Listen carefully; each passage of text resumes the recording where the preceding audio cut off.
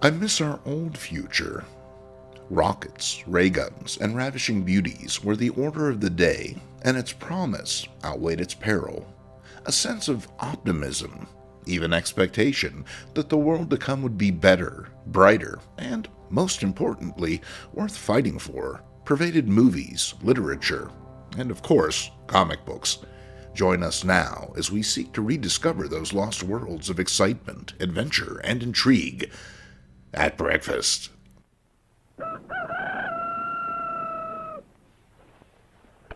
Breakfast!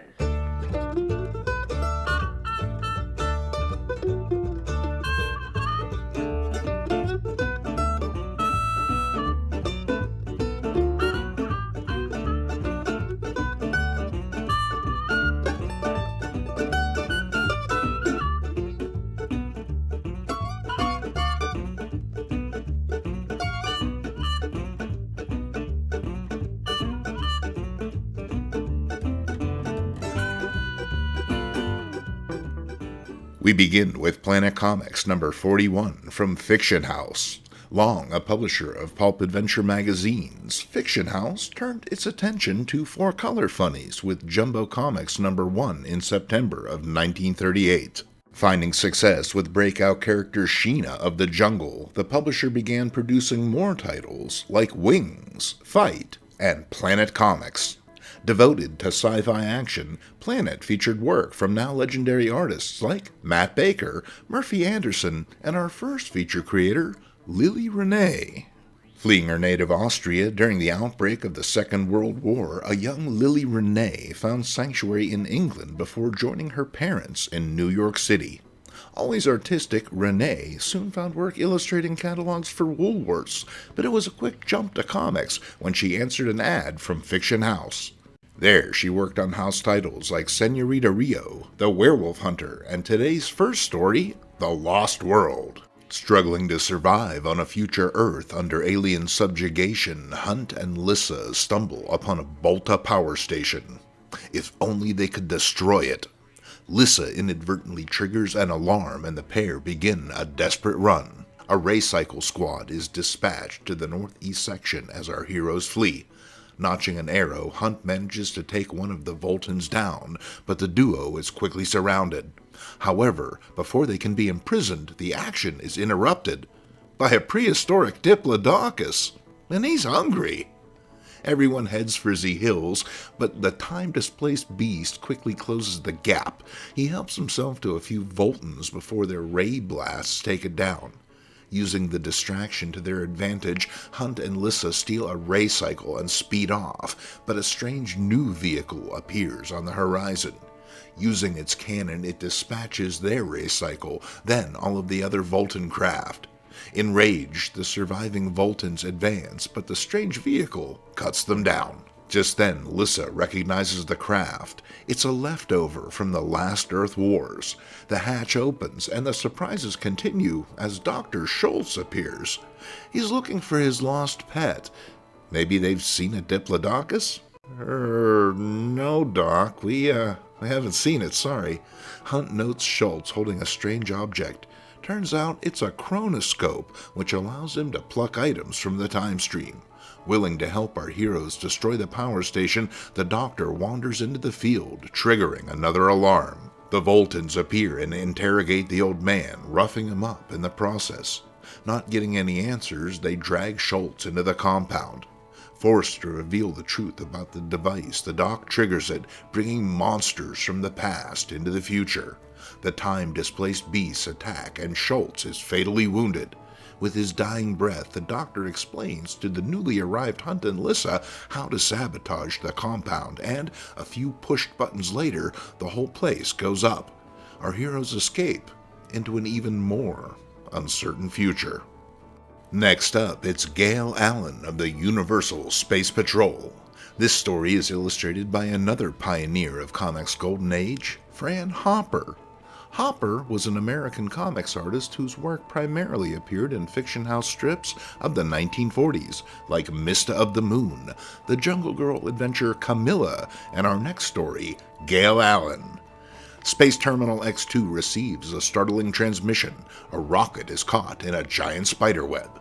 Gail Allen rushes off to report it to the commissioner, who dispatches her to investigate.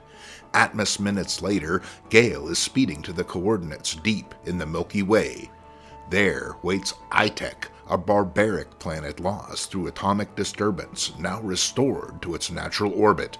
To hammer home the whole barbarism thing, Itech's leaders make a blood sacrifice to this giant cage spider, much to the victim's dismay. Oh, quit fussing. It's an honor to feed Gortho. Meanwhile, Gale notices her rocket acting wonky. Suddenly, none of the controls work and she stops in mid-flight. Must be a Tesla. As it slowly becomes visible, she discovers she's been caught up in an enormous magnetic web. The net is demagnetized, allowing the rocket to plunge into another net below on the surface. Shaken, Gale steps out as the natives rush the craft. And wouldn't you know it, thanks to her blonde hair, they make her their queen. That's great and all. She just hopes that they don't touch her. Gale goes along with the idolatry as the rocket crew she's here to save are in the spider sacrifice pens below. Using some hypnotism powder stashed in a ring, she mesmerizes the high priest, sending him to the pens to perform a highly specific task. Gale then makes her way to the middle of the auditorium to the roar of an approving crowd. Sensing the energy, the economy-size arachnids scuttle out of their lairs. Gale goes into her queenie recitation and, hey, she's a natural. Exploding fireworks signal the start of the festivities, and soup is on. It's looking grim, but Gale has a plan. She orders the prisoners released that they might witness their fate before meeting it. The first victim is lowered into the pit and the crowd goes wild. However, instead of it being one of the rocket crew, it's actually Lore, the high priest Gale hypnotized earlier.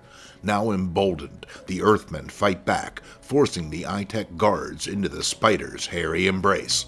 Instead of being satiated, the monstrous arachnids are driven into a blood frenzy and overspill the pit, creeping, crawling, engulfing people, houses in their ghastly nets. The Earthlings scramble, hijacking Itech rockets to escape. Blasting into the atmosphere, Gail Allen leaves the natives to their deserved fate. Next time you guys pick a queen, maybe base your decision on something other than hair color. Following on, it's Mista of the Moon. Alone in her citadel, Mista receives a desperate transmission over her space-comm. Pilot Rogers attempts to give his report, but then begins strangling himself. In seconds, the man is dead at his own hand. Perplexed, Mista prepares to investigate, but just then her proximity alarm rings. On the view screen, she recognizes the starcraft of her old colleague, Professor Brown, but the man is not in control of himself. He fires at Mista with his ray pistol, but her personal force field protects her from the blast. Thwarted, Brown then turns the weapon on himself, making like Jackson Pollock with his brains.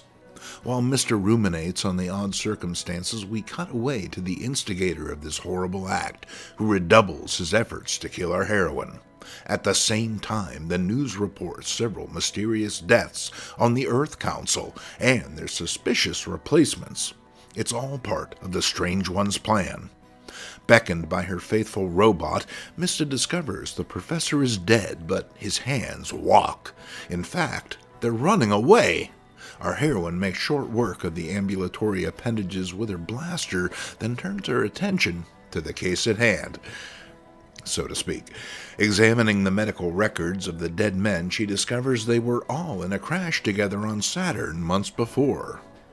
Interesting. Having changed her appearance with Syntha flesh, Mista heads to the site of the rocket crash, boarding the ship under the pretense of selling cosmetics and possibly getting involved in some zero-G sexy time, if this dialogue is to be believed. Seriously, the space innuendo here is off the astro chart. However, before things can get X-rated, the ship crashes into an asteroid. A fissure in the wall lets out the precious oxygen while admitting hands. Just hands. And too many to fight. Mista and the flight crew are carried off by the disembodied hands, walking in the darkness of a Saturnian cave. There, the Strange One helpfully performs a monologue to get us up to speed, but Mista isn't listening, instead projecting her thought image up and out of the cave. She returns to the downspace liner where she summons Robot. The automaton fights his way through the army of hands, but the Strange One draws ever nearer to Mista's prone form with a hacksaw. Before he can remove her hands, as he has so many others, Robot reaches out and snaps his neck. The Strange One now deceased, all of his bestial helpers follow suit. Simultaneously, the Earth Council finds their treasonous hands suddenly and abruptly die. Yes, some will be without hands, but it is better so. Thanks, Mista. I guess. Flint Baker and Reef Ryan are Space Rangers. Nah, they'll take anyone these days. Flint is set to fly 7 girl robots to the planet Circe as a goodwill gift. Wow. How do I get on that list? Flint tricks his buddy Reef into taking the assignment by claiming the robots are real girls, something that has Reef positively giddy. When he heads into the airlock with a mysterious control disk, he discovers he's been duped, but doesn't have long to plot his revenge. One of the robots appears outside of his view screen, startling him long enough for Haldane, the pirate queen, to hijack the ship. Seems she's escaped from prison and has stolen Flint's rocket to retrieve her crew. Angered at having abducted the wrong man, Haldane has Reef thrown into a cell, then sets a new plan in motion to capture Flint. Sent to recover the stolen rocket, the Space Ranger boards a stratoliner and goes in search of his friend. The rocket is found drifting, but it's a trap, and the stratoliner is overwhelmed by pirates, with everyone slain except for Flint and whatever women are unfortunate enough to be along for the ride. Now, let's head down to the lab and see what's on the slab. More guinea pigs for Igor. And it's a good thing, too, as his test subjects keep dying. But no mind. Flint Baker is here, and he knows the secret of human energy transference. Once Igor's plant women can be given human understanding, why, they can act as slaves in the otherwise deadly Redansia mines. Hey, don't mind itself, folks. Elsewhere, Flint fumbles with the lock of his cell, his radiocosmic watch not up to the task. In the lab, 2 more specimens are strapped to the table, but before things get hinky, Flint and Reef appear. The Space Rangers rush in, fists flying, but the pirates' superior numbers quickly turn the tide. However, a quick-thinking Reef activates the control disk he'd been given earlier, and the female robots leap to life. Our heroes quickly gain the upper hand, and Haldane meets a tragic fate when she falls into a deep chasm. Reef gripes about the injustice of it all, but Flint just smiles. You still got that control disk, buddy? Next up, 2 offerings from Amazing Adventures number 1, published by Ziff Davis. Our first thrill-packed tale features art by legendary DC creator Murphy Anderson. In a penthouse on Mars, interplanetary space pilot Vince Darrow is bored of Martian tramp Kitty. He callously slaps her aside, leaving the apartment, but she follows. Through the window, the little fool leapt to her death, just as she threatened. Without the slightest trace of remorse or pity, Vince heads to the space bar and orders a rockatini, musing to himself, somewhere there must be a woman of unendurable allure who is truly unconquerable. Just then he overhears tell of the asteroid witch, who Timothy here insists is no myth. He knows, as she nearly killed him. Picked up on interstellar radio, a haunting voice beckoned, luring the pilot far from the space lanes. Just then, a beautiful face appeared on his view screen, the loveliest woman's face he'd ever seen. Wait, so he'd seen lovelier men's faces? She then appears outside of his craft, and Timothy gives chase, nearly driving into an asteroid in the process. And he swears every word of it is true. This intrigues Vince. Finally, a woman up to his exacting standards. Mesmerized, he heads to the spaceport and swipes a rocket, heading to the forbidden area. The blaring horn of a pursuing police craft snaps the spacer out of his strange trance, but before he can surrender, the asteroid witch appears on his view screen. In desperate pursuit, Vince eludes a maze of crisscrossing torpedoes to reach her. Well, mostly evades, as his ship is damaged by the nearby explosions and crashes to the planet below. Crawling from the wreckage, Vince drags himself onward. And hey, here she is now. Entranced, Vince goes to the asteroid witch. Once they kiss, he forfeits his soul, but before the spacer can willingly sacrifice himself, there's a commotion from above. It's Kit E, and she's alive. She pulls a pistol on the space hussy and, after a few catty comments, sends her packing. Rebuked, the queen heads for easier prey in less dangerous space. Vince, returned to his senses, thanks his Martian girlfriend, but worries about the asteroid witch's next victim. He needn't bother, as she's blasted into another dimension thanks to Kid E's wily scheme. Just ask any gal. You never leave home without your dimension gun with invisible beam. Putting a capper on this whole intergalactic affair, it's Wally Wood's Winged Death on Venus. In the middle of slaying a generic BEM, Chet Fields is beckoned inside by faithful stereotype Rangeley. Seems Wagner Dupree is planning a hunting expedition to Venus, and he wants Chet to lead it. Intrigued, the scout leaves orbit and docks on board the luxurious space yacht where he gets the sales pitch. Wagner's heard Chet's the best big game hunter on Venus, so he wants him to lead the hunting party, but has some cockamamie idea about bringing his daughter Magda along. And she's salty about it too, but 100% bonus is enough to buy her a seat nonetheless. Unfortunately, the pair can't get out of each other's way. They fuss in the equipment store. They fight in the jungle. Why, you'd think they were already married. Am I right, folks? Fortified with weaponry and supplies, they enter the Green Hell. Using powerful blowtorches, the natives clear a path for the sandproof mudwalkers, which allow the party to penetrate the dense vegetation. Suddenly, the group is attacked by a massive coiling serpent. Chet disintegrates its head, but the flipping, undulating corpse knocks Magda's litter into the water. This leads to more B-movie banter between the bickering pair, where we learn more than, honestly, I'd like to know. Seems Chet prefers Venusian reptiles to Earth women. Where's that comics code when you really need it? Gunther Gable Williams here then mistreats a few space kitties, which is a shame. All they wanted was some tuna, a ball of string, and maybe to claw his face off. Before things can get maudlin, an enormous butterfly appears. Magda reaches for it, but her father stops her as the fluttering insect fires a venomous projectile, killing one of the native party. Chet notes Dupree's warning to his daughter just before the creature attacked. How could he know the insect was deadly if he'd never been here before? The party next encounters large, dog-like footprints, tracks left by the fearsome Venusian wolf. Oddly enough, Dupree is ignorant of the wolf's existence, strange considering his previous knowledge.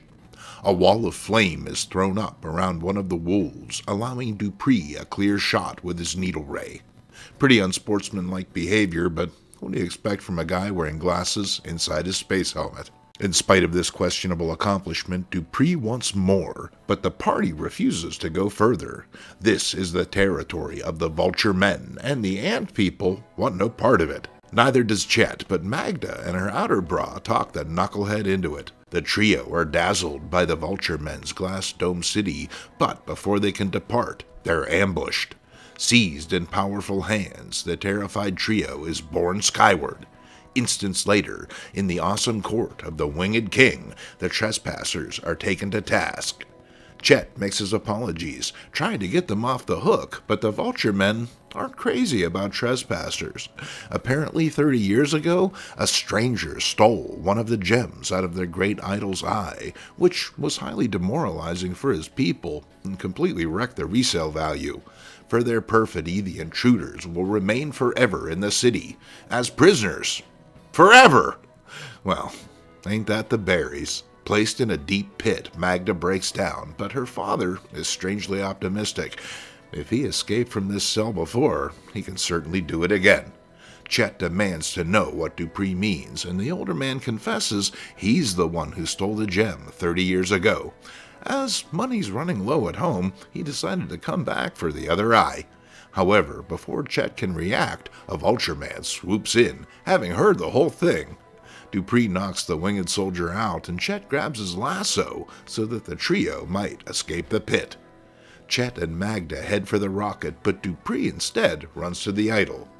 He hasn't come all this way just to go back with a wolf pelt. However, the vulture men have learned a thing or two in the past 30 years, and a death ray cuts the scheming thief down. Desperate to escape, the pair don a set of vulture wing vests and some Ginchy bondage helmets and skulk on out of there. Back on Earth, Magda reveals to Chet that she loves him. Now that you're broke, baby, I guess I love you too. That Wally Wood. What a cut-up. The future. It'll be what we make of it, I suppose. However it shakes out, it's important to remember these stories, as they show us worlds of possibility outside of our own. After all, why settle for a boring and sterile regimented future when, with just a little effort and ingenuity, the stars might be ours? Thanks for joining us. If you enjoyed this episode, hit the Astro-like button on your internetoscope. If it really demagnetized your space suspenders, consider purchasing a t-shirt, because it gets cold in space. I'm Jason Mink, and I'll see you next week at breakfast.